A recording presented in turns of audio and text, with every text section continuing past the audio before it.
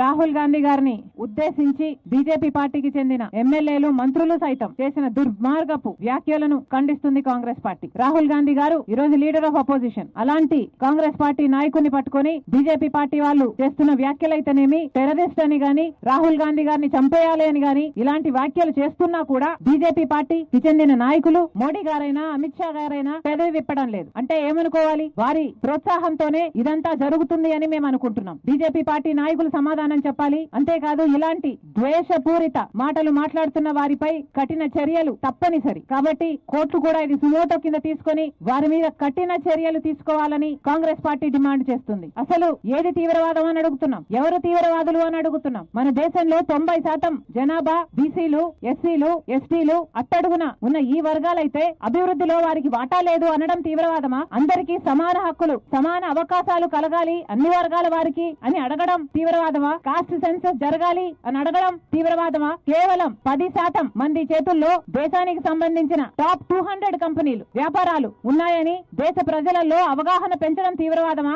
ఏది తీవ్రవాదమో BJP party సమాధానం చెప్పాలి. నిజానికి స్వాతంత్ర్యం తెచ్చిన పార్టీ కాంగ్రెస్ పార్టీ కాదా? ఎన్నో త్యాగాలు చేసిన పార్టీ కాంగ్రెస్ పార్టీ కాదా? ఈ రోజే కాదు, ఏ నాటి నుంచో అన్ని కులాలను, అన్ని మతాలను సమానంగా చూస్తున్న పార్టీ కాంగ్రెస్ పార్టీ. అధికారంలో ఉన్నప్పుడు వారి అభివృద్ధి కోసం కృషి చేసిన పార్టీ కాంగ్రెస్ పార్టీ.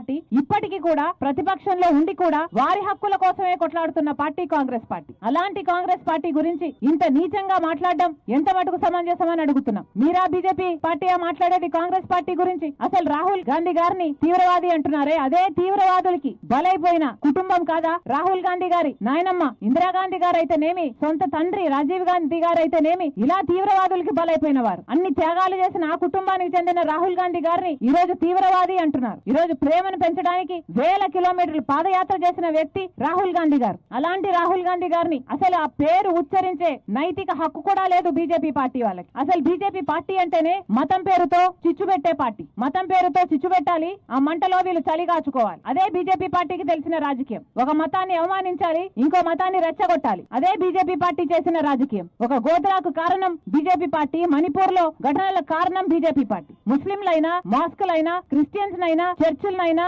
ఊచకోత కోసిన పార్టీ బీజేపీ పార్టీ. వీళ్ళ ఉగ్రవాదం గురించి, తీవ్రవాదం గురించి మాట్లాడేది వీళ్ళు కాదా తీవ్రవాదులు? ముస్లింలకు రిజర్వేషన్లు తొలగిస్తామని చెప్తున్నారు. అది తీవ్రవాదం కాదా? అగ్రవర్గాల వాళ్ళకే పెద్దపీట వేస్తుంది బీజేపీ పార్టీ. ఇది తీవ్రవాదం కాదా? వాళ్ళ తొత్తులైన వాళ్ళకి, వాళ్ళ చేతుల్లో ఉన్న వాళ్ళకి కేవలం 10% మంది చేతుల్లోనే దేశ వ్యాపారం, పెద్ద పెద్ద అన్ని కంపెనీలన్నీ వాళ్ళ చేతుల్లో ఉండడం ఇది తీవ్రవాదం కాదా? బీజేపీ పార్టీ సమాధానం చెప్పాలి. అసలు బీజేపీ పార్టీ ఏ రోజు అట్టడుగున ఉన్న వర్గాల కోసం కొట్లాడింది? కాబట్టి ఈ రోజు బీజేపీ పార్టీకి చెందిన ముఖ్యమంత్రుల్లో ఎంతమంది అట్టడుగున ఉన్న వర్గాలకు చెందిన వారు ఉన్నారు? కేంద్ర ప్రభుత్వంలో పెద్ద పెద్ద పోస్టులలో ఉన్న వాళ్ళు ఎస్సీలు, ఎస్టీలు ఎంతమంది ఉన్నారు? బీజేపీ పార్టీకి వీళ్ళ మీద ప్రేమ ఉంటే మరి ఈ వర్గాలకు చెందిన విద్యార్థుల స్కాలర్షిప్లు ఎందుకు తగ్గిస్తున్నారు? దళిత మహిళలు ప్రభుత్వ పథకాల నుంచి లబ్ధి పొందే వాళ్ళ శాతము ఎందుకు తగ్గిస్తున్నారు? ఇదంతా చేస్తున్నది బీజేపీ పార్టీ కదా? గత 10 సంవత్సరాలలో బీజేపీ పార్టీ అధికారంలో ఉంటే దళితుల మీద జరిగిన దాడులు 15% నుంచి 32%కి పెరిగాయి. ఇది తీవ్రవాదం కాదా? బీజేపీ పార్టీ సమాధానం చెప్పాలి. కశ్మీర్ నుంచి కన్యాకుమారి దాకా 1000 కిలోమీటర్లు ధైర్యాన్ని నింపడానికి, సోదర భావాన్ని నింపడానికి రాహుల్ గాంధీ గారు పాదయాత్ర చేశారు. అలాంటి రాహుల్ గాంధీ గారిని ఈ రోజు ఇన్ని మాటలు అంటున్నారు. నిజానికి ఈ రోజు రాహుల్ గాంధీ గారికి భయపడుతోంది బీజేపీ పార్టీ, మోడీ అయినా. లేకపోతే బీజేపీ పార్టీ బండారం బయట పెడుతున్నారు అనే కదా ఈ రోజు రాహుల్ గాంధీ గారిని మీరు టార్గెట్ చేస్తున్నారు. ఇలాగా బీజేపీ పార్టీ దేశ ప్రజలకు క్షమాపణ చెప్పాలి. రాహుల్ గాంధీ గారికి క్షమాపణ చెప్పాలి. బీజేపీ పార్టీ అంటేనే భారతీయ జుమ్లా పార్టీ, బీజేపీ పార్టీ అంటేనే భారతీయ